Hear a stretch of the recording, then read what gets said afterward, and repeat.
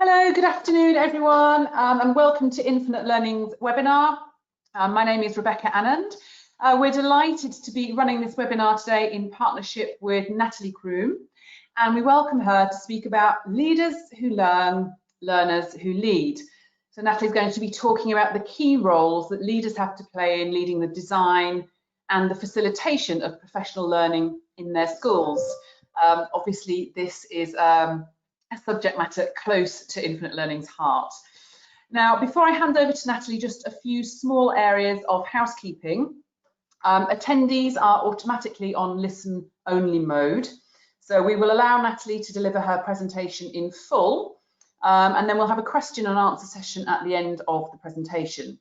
So please feel free to use the chat area to ask a question at any point during the presentation, and we'll use the last 15 to 20 minutes of the webinar to answer as many of those questions as possible.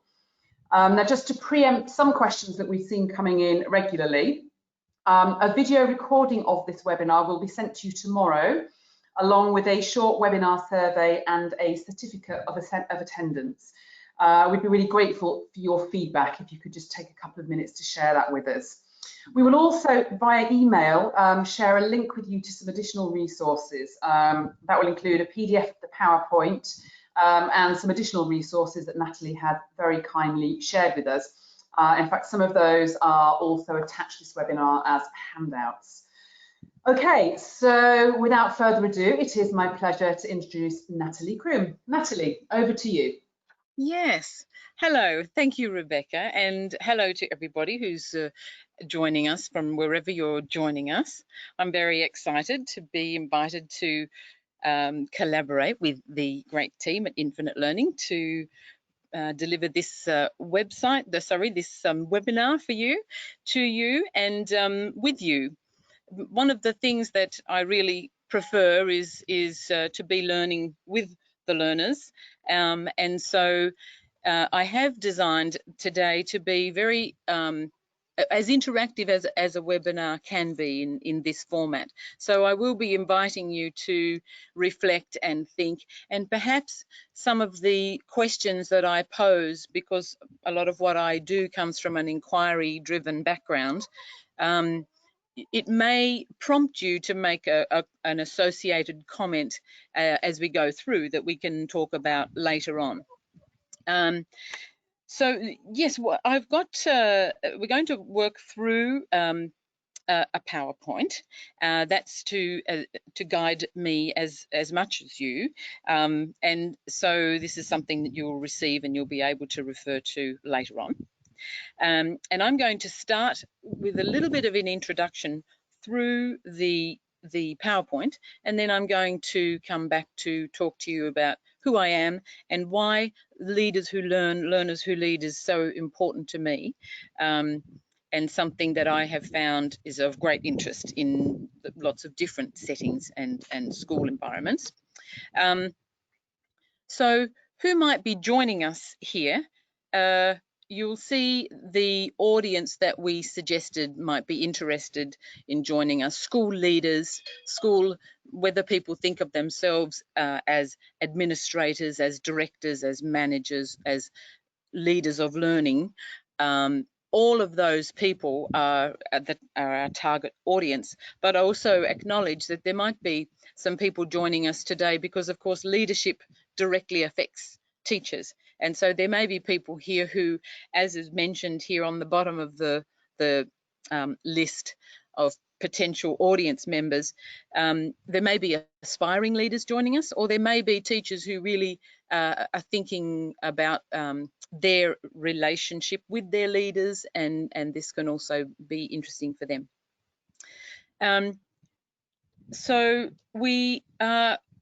our main outcome today, the main focus of and the learning, the thinking that I'd love you to take away and work with is the consideration and appreciation of the impact that you as leaders or any leaders in schools have to be really at the heart of professional learning in your school as learners, not as leaders. And that can be difficult because of a whole range of factors. there are great challenges. And you might think this is obvious. You might think, well, of course, I'm at the focused on the leadership of learning. But there are some tricks and a little bit of what I call leader magic, or it can be connected to teacher magic, that I think is worth thinking about. And they may be things that you haven't thought about for a while, or they may be new thoughts. Today's talk is going to be really in 3 parts. Before we have our question and answer. So the first part is talking about why this topic, and what led me to want to share some of these ideas and the research that's behind them. Also, we're going to look at impact, and I'm going to share there with you a very recent case study of a professional learning program that I was fortunate to collaborate with a group of teachers on, and leaders as well, to design and facilitate. And we're going to be looking at the question of how can you measure the impact that the professional learning you're providing is having at the level of student learning, not just at the level of teacher learning and leader learning. And then we're going to finish off with looking at some research that supports some of these ideas, and some strategies that I think you might find useful. So back to part 1. When I talk about those inspiring leaders, in my journey, I've had 30 years of experience as an educator. 26 of them have been in international schools as a classroom teacher, in a variety of leadership roles, usually leading curriculum areas, PYP coordinator, and most recently I've had 4 years focusing specifically on the design and facilitation of professional learning for leaders and teachers. And in the 26 years of working in international schools, I have realised that as was the case in Tasmania, where I'm from and where I trained and began my teaching career, there are those leaders who stand out, and I really draw a correlation. It correlates also with those experiences we have through our lifetimes as students, where there are particular standout teachers. And I'm sure you've all had a conversation about those teachers whose names you still remember, and who really inspired you to be your best. They were the kinds of teachers that when you thought about being a teacher, you brought some of the skills that they had, or some of the qualities, the characteristics that they had to your approach to teaching. It's almost that hidden curriculum. It's not something you're trained to do. It's something you pick up along the way, or it's something you're born with. And I think it's the same for leaders. There are those leaders in schools. We've all experienced those leaders who have really inspired us. They're the ones we'll go that extra mile for. They're the ones that we'll check and double check things for, because we wanted to give them our best. And as we think about those kinds of leaders, we can really hone in on not just the big picture of how they make us feel, or who they were, but what were their specific actions. And so what did they do to inspire you? What did they do to make you want to be a better teacher? What did they do to make you think about being a leader? And how did they do it? So were they the kinds of people who were in your classrooms all the time? Were they the people who gave you encouraging words? Were they the people who made life difficult, but in the process made you do your work better? So as I'm doing this, I'm really writing those question marks are there for you to think about who those people are, and how they became an inspiration for you. And I'm sure you still think about them. And then how do we feel? Because we talk about emotions, and we realize as leaders that really at the core and that foundation of our work in successful schools is the building of strong relationships. So it does come down to feeling. How do we feel about those people? Do we admire them? And as leaders, can we feel that from our staff? How do we know how people feel about us and the kind of work we do and the way we lead them? So then we come down to that point of what's their magic. And very often it's a combination of things, and it may also be something that's really hard to describe, as it is for a good teacher. That's that relational piece of the work that great leaders do. When we think about how can we be leaders like this, one of the things that I think is the chances are very high that among their magical skills was that they were willing to be learners, that they were not corridor walkers, and they were not the disciplinarians, they were not the office sitters. These are the people who are really in your life as a teacher, and these are the people who may give you a reading or may give you some new way of thinking about something. And so you believe that they have a credibility that is really focused on the process of learning, because we're all in the business of learning as teachers, and this idea of lifelong learning needs to be lived by our leaders and modelled by our leaders. So that's really where I have come, how I've come to this idea that we've all experienced when leaders are inspiring for us, and when leaders lead our learning, they are doing a very powerful thing. They are doing so much more than managing a school. They are modelling for us the kinds of behaviours that they would like us to demonstrate as teachers. And I think it's really important that my strong belief and the research that I've done shows me that when teachers learn, students learn. And I strongly also, I have evidence as well as belief that when leaders learn, actively learn and model learning, teachers learn and students learn. So when leaders lead learning, the teacher is that bridge to the student learning, and your learning has a quite measurable and quite direct impact on the quality of the student learning. And it all comes back to what the students are learning, I'm sure you will agree, in terms of the whole school curriculum, even for the teacher and leader learners. Here are some questions again, and as I said, don't forget to maybe think about some of these things and write them in the comments box if something's coming up for you that you'd like to share. I'm going to share a little resource with you, and these cards are called At My Best cards. They're created by occupational psychologists, and they're available at atmybest.com. I tell you that because they are a great little compact resource, and they are really useful for working with your leadership team, working with teachers, with parents. They create some great inspiration for conversations, for reflection, for planning, and they definitely help me plan, facilitate, and reflect. So you see, as we think about this question, what is one skill that you bring to your role as a leader? Sometimes people have trouble just thinking of the skills that might be leadership skills. And so these little cards help. This one is saying supportive. Okay. So if supportive is the one skill that you bring to your role as a leader, that might be something that you would put in that leadership circle.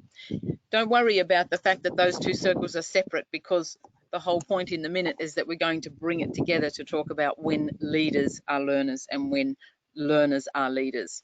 So here's another one. Maybe it's important that a leader is organised, or maybe that's one of your leadership skills. Perhaps it is that you are a thoughtful leader, and maybe this word, or maybe this word's useful for you, or it's another word that this reminds you of. You'll see that on the back of these cards, there are images also. So that's really another way of perhaps being less specific than the vocabulary. The vocabulary helps us share some common language, but The images are great to start conversations, or even to ask people, how are you feeling? I'm feeling a bit messy, I'm feeling a bit complex, I'm feeling a bit confused perhaps.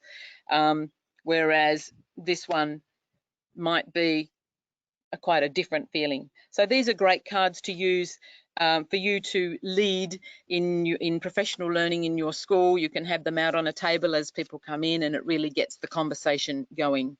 I'll just show you another couple of them to help you think about what is one skill you bring as a strength to your role as a leader. Maybe it's that you're independent, that you need to be independent. Obviously, you'll be interdependent too.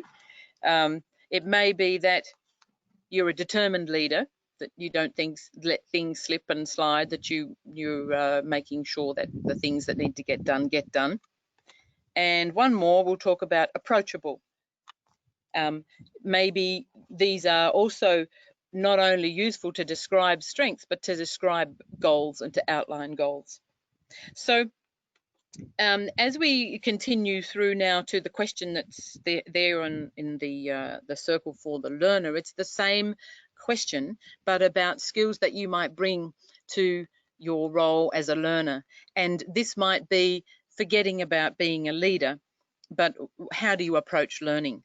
And that might not necessarily even be professional learning. It might be, what kind of learner are you, and what are the skills that are valuable to you? So it might be flexible. You may think that being open to new ideas. I think the next one might be actually, yes, open-minded. So are you there's another one here, insightful. Are you the person who often makes the comment that no one else makes, or are you a quiet person who sits and listens but has great insight? Playful is a great learner description, and so on. So that was just a little idea to help you think about some of the skills you bring as a leader and a learner. Now, there is that overlap, and we know that there are very few skills that sit alone, that only belong to one way of being. And so where that overlap is really where you become a leader of learning, or a learner. You might think of yourself as a learner first who happens to be a leader.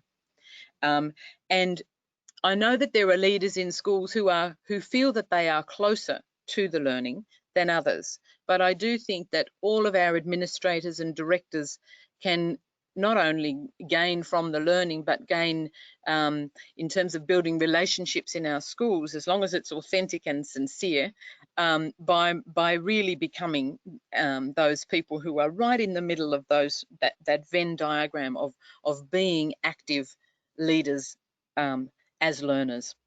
So when we think about where is the overlap, or what are those shared or overlapping skills, I'll show you what I came up with. I was at I facilitated a session recently where people asked me after the end of a similar activity what the right answer was, and of course there's no right answer. These cards are very much about being customizing and personalizing thinking that we're doing. So this is what I came up with just as an example. One of the things that I'm also doing here is giving you some strategies that you might want to use as you go back into your school environments in a couple of months, perhaps, to get the ball rolling, to rebuild relationships. And so these strategies might be useful for you too. So as a leader, when I went through the cards, I thought, okay, for me, being wise, being warm, being approachable, sincere, and organised are really important leadership skills. It doesn't mean they're not learning skills, but I can put them in a leadership box or circle. As a learner, I appreciate that knowledge is important. It's not everything, but it is important. I want to be analytical in my learning. I want to be a curious learner. I want to be a considered learner, and I want to be focused. But what is for me the key? In the middle might be that I'm passionate, determined, rigorous, brave as a learner. I'm willing to try new things, conscientious and cooperative. So obviously those skills will help me as a leader and as a learner. And so then we can talk about, it's all very well to have that list of skills, but how do we develop those skills? And one of the great ways that I think we can lead learning in our school is to do something like this with our senior management team, or our curriculum leaders, or our teacher learners, to talk about, what would be one skill that's really worth us honing in on, either as individuals or even as a whole school. A whole school goal could be written around being brave, for example. How are we going to be brave in our classrooms with our students, as leaders, with our parents, and what is that going to look like? And so that could guide you for a week or a month, or even for a whole year. So as we move on, we're going into, we're moving towards part 2. So we're starting to now look at impact. We're bridging into impact. I think it's really worth thinking about where the leader is in the professional learning opportunities that are happening in your school, in terms of the physical location, and metaphorically where they are in their head. And so this is another useful strategy, is for you to either visualize, or draw what a typical professional development session looks like at your school. You've probably already got in your mind the room or the space. And then I'd like you to think about, what does it look like as you walk in the door? You might think of a bird's eye view or a front on view. What's in the room? How's the room set up? What's on the walls? What kind of equipment is there? Who's there? Who's turning up late? What kinds of things are happening in that room throughout that professional learning session? And remember, you're not facilitating this. And so, sorry, I've got a little bit of wind I'm handling here. And so then what you can be thinking about is this next question: where are you? So you could do this activity with your leaders too, or you can be just doing it yourself now, is to think about, where am I placed in this space if I'm not facilitating this professional learning experience or event? And I do mean physically. Are you at a table with other teachers? Are you at a table with leaders? Are you sitting off to the side or at the back? Are you popping in and out? Is that the way that this would look? And this is something for your own honest reflection, or it might be different at different times. I think also metaphorically, where are you? Are you present and available? Are you really there? Or are you actually in the room writing an email? Or are you pulling teachers aside to have other conversations with them so that they're also not doing the learning?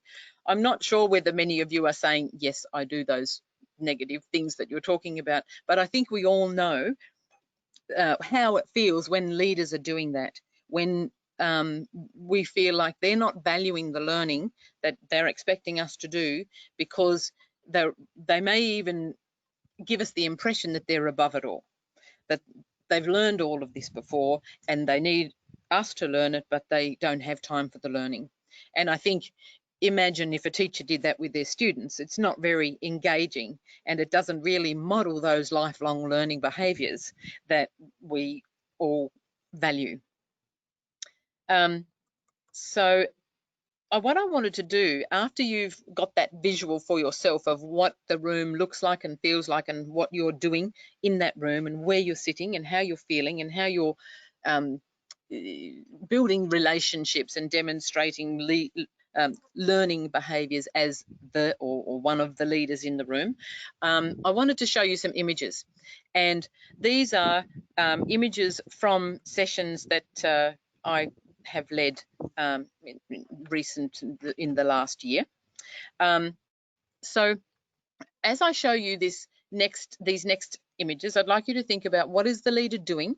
Where are they as they're being a learner? I know this is really basic, but I think it's really important when we talk to teachers about where are they in the room, it's also important that we as leaders think about that.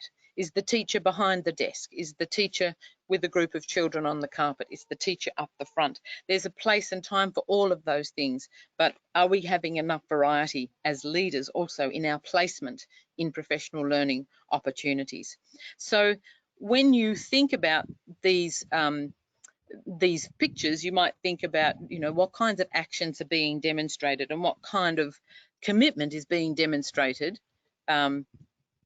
by these leaders. So if you have a look at this first image, you'll see here a group of people collaborating. They're standing in a line because they were writing a continuum, some curriculum. They're working in English and Arabic. You'll see those details. So if you have a look at that picture, I wonder if you can pick out who the leader is in that picture.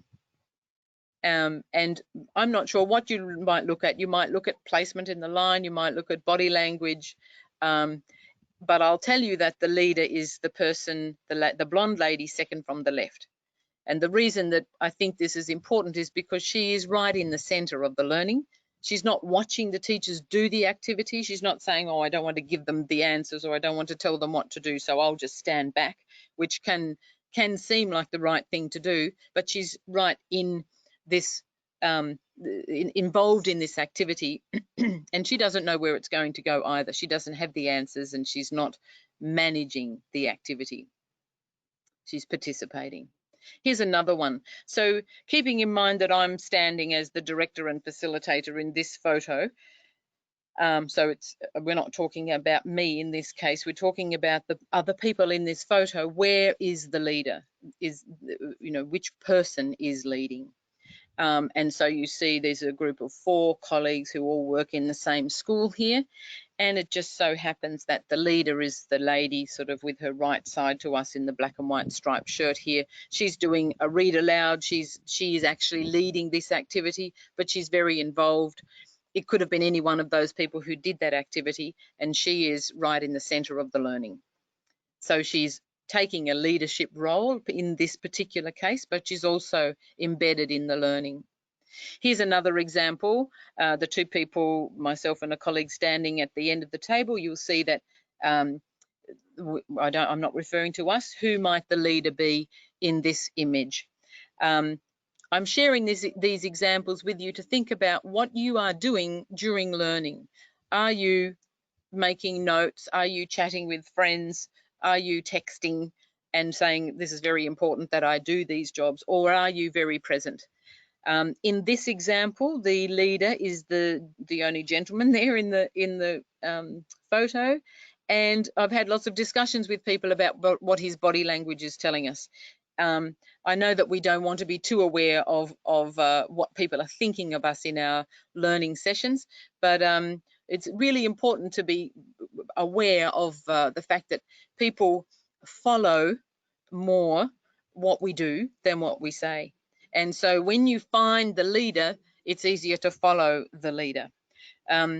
If we go to the next one, also here, people giving attention, people, this is sharing information. I think someone's presenting at the front of the room.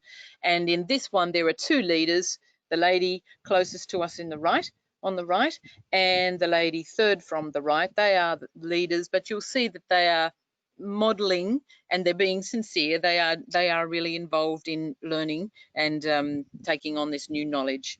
So they're not saying, well, this part doesn't apply to me, I'll just pop out for a moment and come back in to wrap things up at the end. They are very present.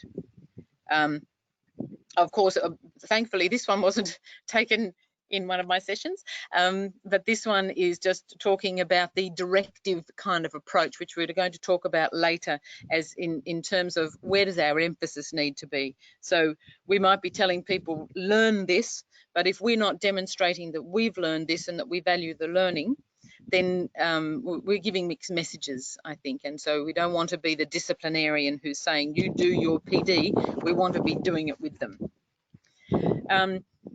When we think about find the leader, and we think about our behaviours and our placement and our involvement, I like to use this idea of increase and decrease, because I don't think we should say we stop doing things and only do other things. I think it's worth remembering that when we decrease some behaviours which may not be so conducive to us leading the learning, it gives us time and space and attention to increase other behaviours so that we're getting more of a balance. And so as we think about what we might increase so that we can, or what we might decrease so that we can increase other kinds of focus areas, if we increase active participation so that we're enjoying the learning, then we might be decreasing the fact that we're busy with the administrator. We've got the list of everyone's names and we're saying who's got their PD for the year and are those people all in the right room and who didn't turn up. I know that's part of our job, but I have seen in many schools all of those issues become much less of a problem because the leaders are in the room doing the learning. They're not running around managing other people. They are part of the group. And so when we talked earlier about inspiring leaders, the teachers and colleagues want to be there partly because the leader's there and that they know that's it's worthwhile doing because the leaders are giving their time to it as well. So being authentic, and that's what I'd like to go back and think about those photos. I don't want us to be posing or pretending, obviously, because we all know that that doesn't feel right, and people know when we're putting on a show, but to be really engaged in the learning and not to be an observer or a watcher, a supervisor. And also it's interesting too, maybe you've been in a situation where you've been the facilitator and you've got that leader sitting in the back of the room making notes. Sometimes their body language is uncomfortable for you and they're not really enhancing the learning in any way because they're just really having that sort of supervisory, taking that supervisory role.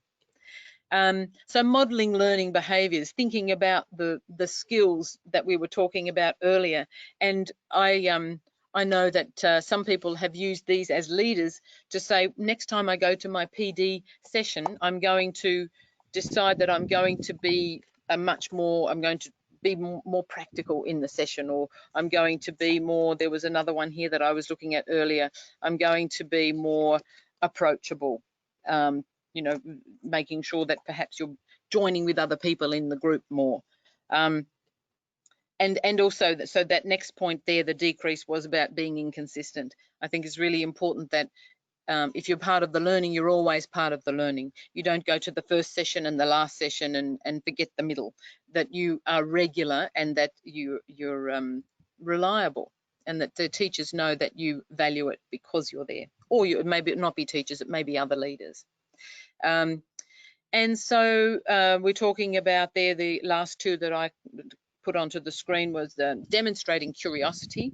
There are a lot of wonderful and important things that we can learn about in schools, and to be able to model that you're excited about the learning.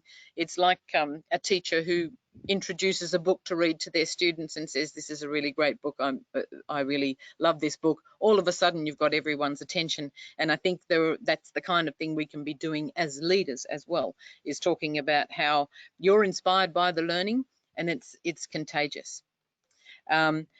And so I talked about the decreasing of directing, and then talking about inquiry, so being open-minded, not saying, you know, this is what we're not learning any new things, we're doing it the way we've always done it, and we're not changing now because it's always worked, but being open to inquiring and letting teachers take some of the lead in terms of thinking about the professional learning that you're doing as well, and the content and the way that it's being done.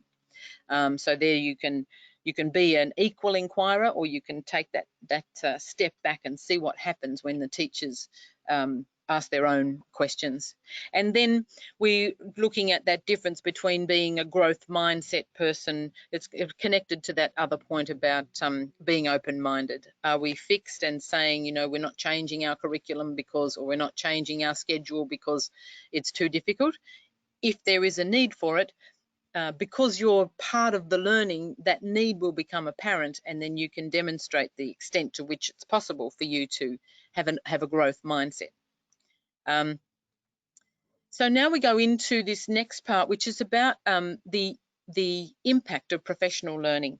And if professional learning is not impacting your student learning, then we could question why it's being done.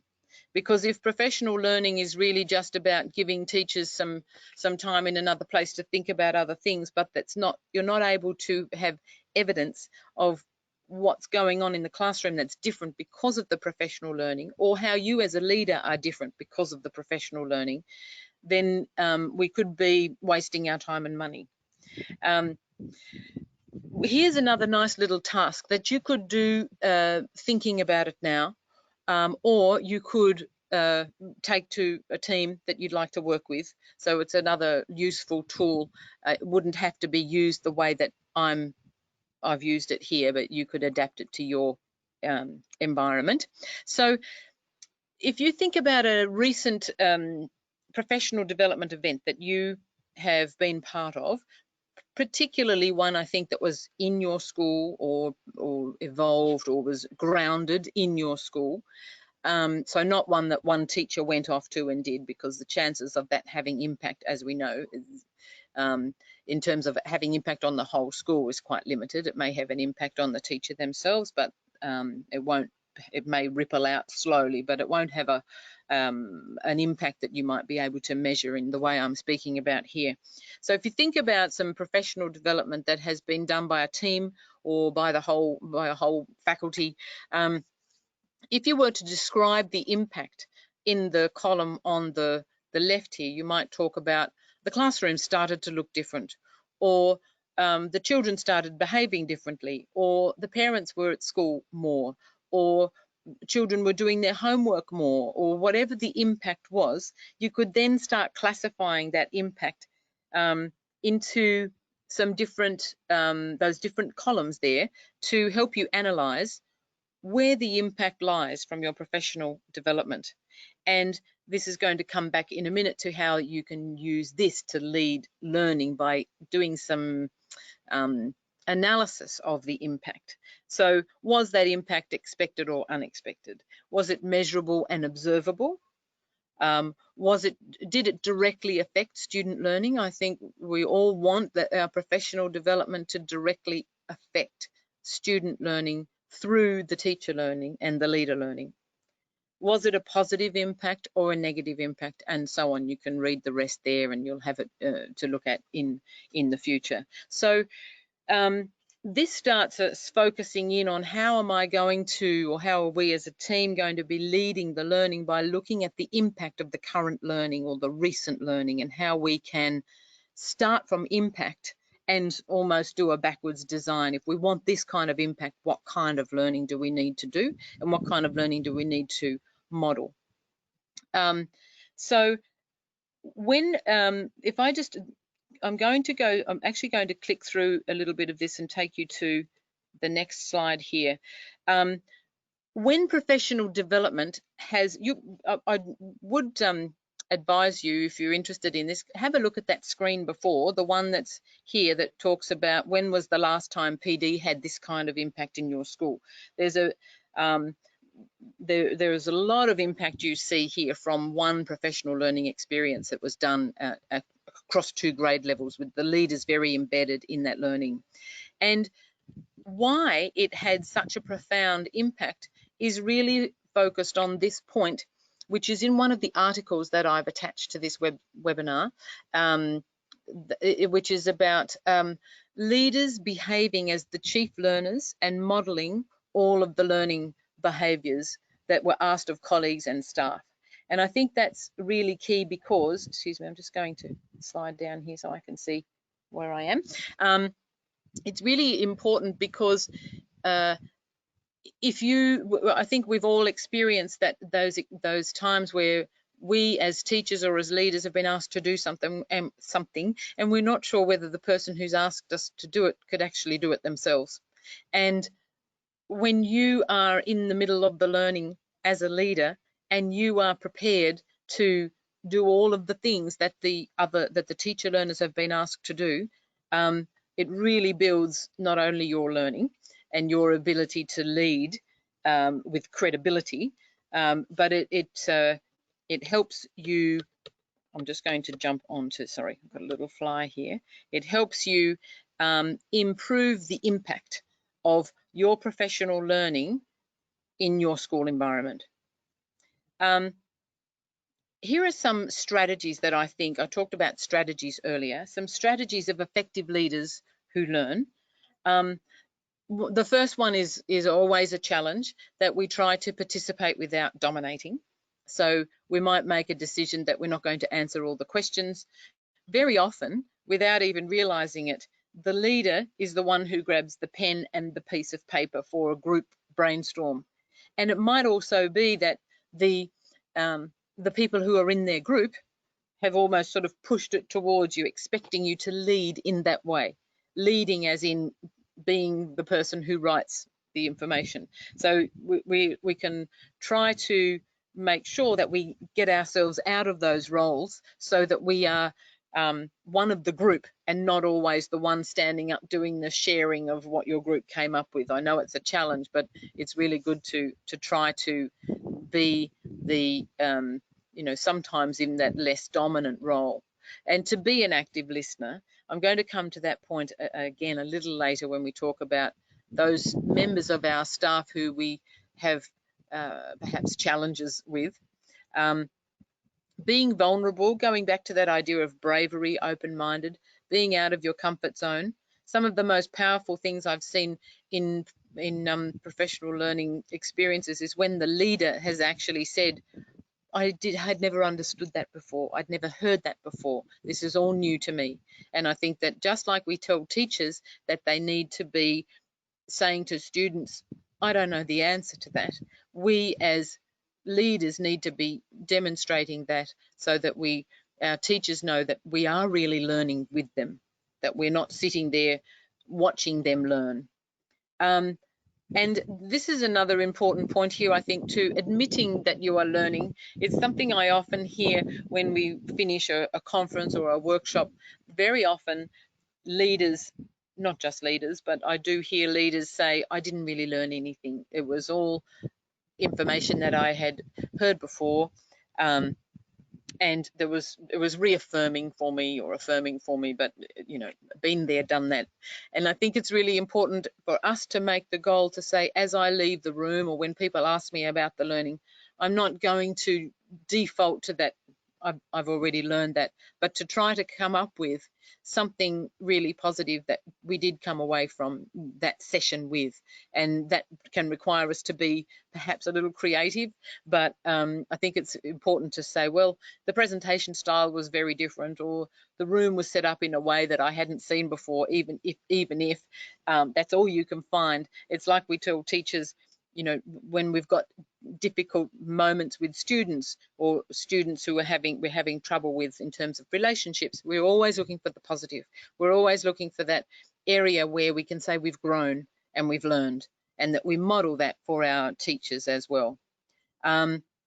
Here again, pairing up with people you don't know very well. Very often leaders sit together and don't join with the other learners.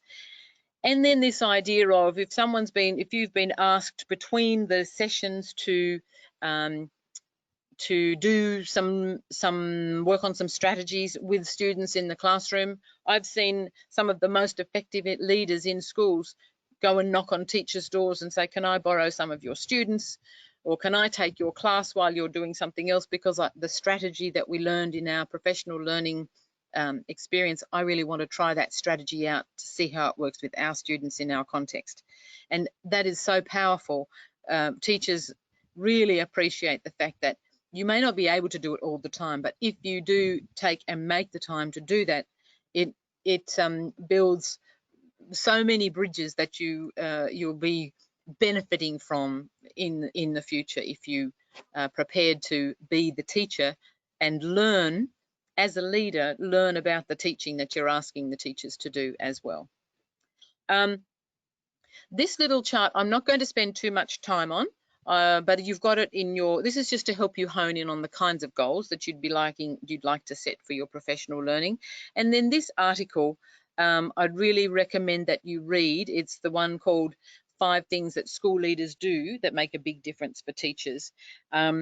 And it comes from Learning Forward. Both of those attachments come from Learning Forward. They're a professional learning association in the United States, from the United States. They're actually very international. They've written some really interesting professional learning standards, which is another great thing that could be talked about at another time. But I thought that this research that they presented was really key, that in the list of the 5 things that school leaders do to make a big difference for teachers, the 5th point is that they behave as the chief learner and model all the practices that they ask of colleagues and staff. So they are not the poppers inners and the popper outers. They're not the ones who walk down the corridors to check that everyone's doing their PD and then go back to their office. They are the people who learn alongside the teachers and who seek opportunities to learn. And the whole learning environment in a school changes when everyone sees themselves as a learner. And so this quote from Professional Learning, when you're in a group, and remember the power of learning as a group, when you are one of the people who are learning in the school and you are learning together as a community, every student benefits from that. And there is some other great research that can support this in terms of how student learning changes, because I'll take you back there, because when teachers learn, students learn, and when leaders learn and teachers learn, everyone, all of that learning benefits the student learning. So you may see at the end there, I rushed through a few of the slides, but you will have them, and maybe there are questions and comments that can come from them later. But I think my time is up, and I thank you for joining me here and listening to some of these ideas. And I think now we go back to Rebecca so that we can hear from you and some of your questions. Many thanks, Natalie. If I could just respond personally there are so many elements that you touched on that echo with Infinite Learning's philosophy. Our very name is actually about the importance of lifelong learning, that if we want that in our students, we have to instill it in our teachers and our leaders. And indeed, our slogan refers to that word that you used about being brave in your learning. And it's those who dare to teach, because I think it is a brave profession, an exciting one, but a brave and challenging one at times. But those who dare to teach should never cease to learn. And I think you brought a lot of that alive, but in a very practical sense, with lots of useful practical ideas supported by research. So thank you so much for sharing your knowledge and your passion. And we have had a fair few questions, so I'm just going to go into those now. We've actually had lots and lots of wonderful comments, Natalie, and we'll share some of this with you afterwards, but people really benefiting from this, and we've now got about 114 people listening in, so that's praise indeed. Lots of people asking again. I know Paul has answered many of you individually, but yes, you will get the slides and the video and the handout, so lots of resources coming your way. The link to all the handouts will be shared soon after this webinar, and then tomorrow there will be, at about this time, an automated email from GoToWebinar with a recording of this video live, your certificate of attendance, and a quick questionnaire. Okay, so they're the housekeeping questions. All right, let me just go through some of these questions now. Just bear with me a second while I delve in here. Just go. There's one here from. Apologies for the. It's because the okay. My question is, okay, so this is from Leslie Ann Dizon. Thank you, Leslie. I just want to thank you for this seminar. I've learned a lot. It's very helpful for a teacher like me who would want to instill and develop leadership skills on my kids. My question is, could the current situation, digital teaching and learning, be a hindrance to this type of mindset, or does it transcend any situation? And she follows up by saying, I mean, taking into consideration the barrier that digital education has established between the leader, teachers and students. So very topical question, Leslie. Natalie. Very, it is. Thank you, Leslie. Interestingly, I think that a lot of us are experiencing the fact that just the ability to be flexible and to be, I think that word that's coming up today is to be brave, to be resilient, to support one another. All of those are leadership skills that you can demonstrate whether you're in the same room or from a distance.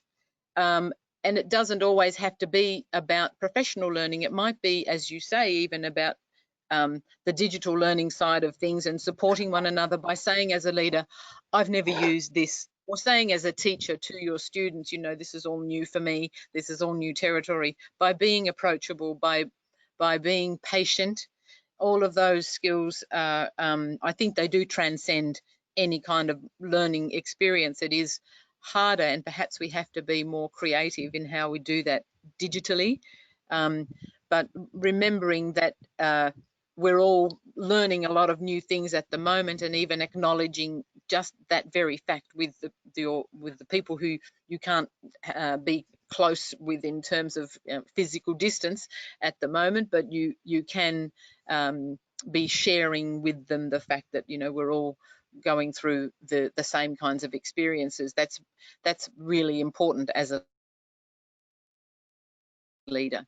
And as for your student leadership skills, how can they support one another in these changing times? I'm sure they've already been thinking of good ways of doing that too. Brilliant, thank you, Natalie. I hope that was helpful there. One quick question from Asila about the cards that you showed, Natalie, that she really enjoyed. She was asking where they're from again. So I'm correct in saying they're available from best.com, is that correct?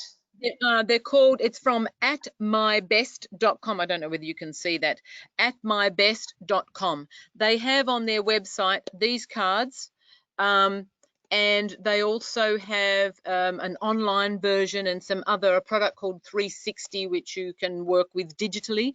So going back to connect this question to Leslie's questions, this is a nice little tool that you can use in an online form and have people be thinking about the words and the pictures. But yes, @mybest.com. It's the UK based, but they ship them out to you. Brilliant. Okay, so I think one of maybe the comments you talked about was being open, and this is a question from Huma, who's saying, I'd like to ask about professional learning communities in school. We read the norms and expectations at the start of each meeting, but how effective is that? I think when the suggestion is that, you know, is that actually having any impact when it's being read in each meeting? How can I reduce my negative feelings about it? So I think what Huma's talking about there, we can all relate to perhaps some of those staff meetings where it does feel like it's very much going through the motions and an information giving, and it's sort of being talked at, and rules and regulations being reinforced. And I think she's perhaps looking for some feedback on that and how we might work with that. I know exactly how you feel, and there's a level of condescension, I find, when we come up with these agreements, these essential agreements, or these ways that we will the norms, as you've referred to them. And yes, it's condescending and almost a bit of a punishment, a discipline. It's a reminder of behaving well before anyone's behaved badly. So it's almost expecting that we can't behave well. And I do agree that I've actually had this conversation with colleagues saying, I feel like the days of those are gone. I think we need to find something else to do now, because they had their time and place when we were all thinking about putting relationships first. But I'm not sure how many of us as professionals really appreciate or even need to be reminded to not interrupt, or to be present, or to share the air. I remember there was one in one of the groups I was in which used to drive me mad.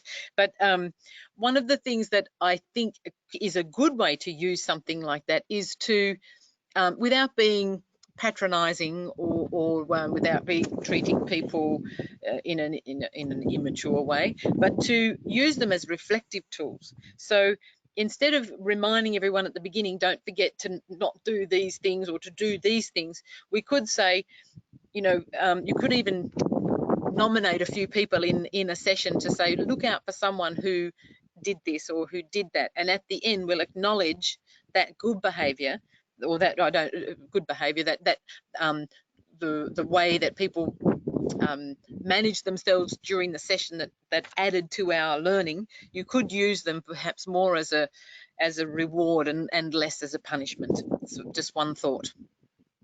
Thank you, Natalie. This is more of a comment feedback rather than a question, but I'll share because it's quite interesting from Mustafa. Thank you, Mustafa.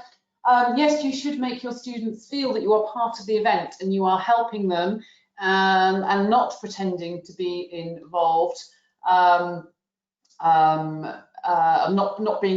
pretending to be in charge or a supervisor. Being involved does encourage learners to participate and get involved. And I would say 100% that's true. If I can just share some of the training that we've done with our very senior leaders, principals, head teachers for our national professional qualifications. So they have all done a facilitation training program, and what they have across the board universally commented on is how they themselves have learnt and grown through the process of working with and facilitating these groups. So they don't stand there at the front as an expert, they are there to facilitate the learning and discussion, and by doing so learn so much themselves. And I think actually by saying something about not pretending, Mustafa, I think that's very key. We often talk about being an authentic leader and how important that is. And I think, you know, you've raised some really valid points there. Natalie, I don't know if you wanted to come in there as well.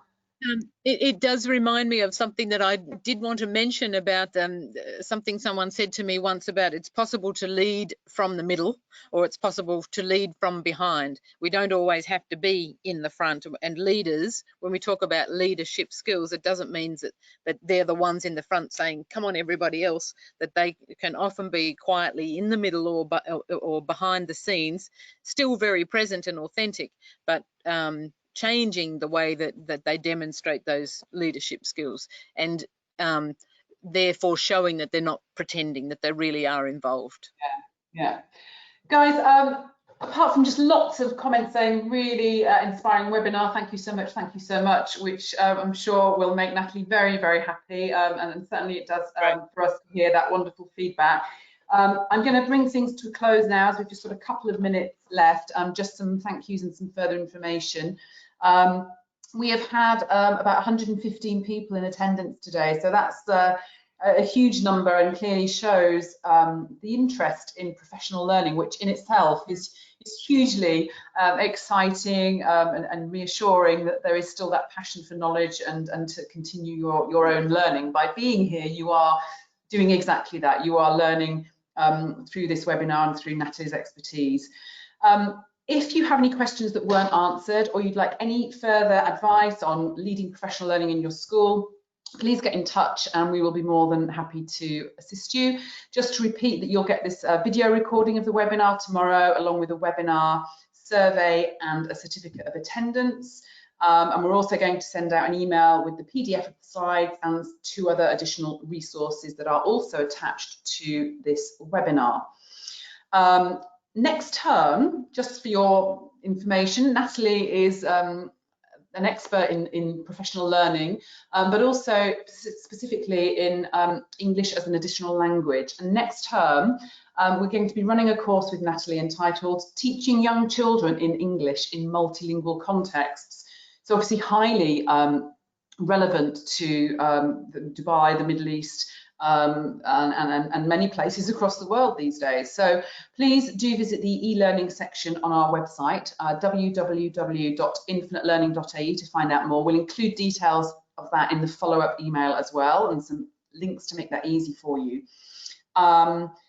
Do go also look at our webinar page to see what's coming up next. We've actually got one on Wednesday of this week. It's with Making Stuff Better, and it's about managing change and how coaching skills can support the return to school. And that's this Wednesday, the 24th at 4 p.m. UAE time.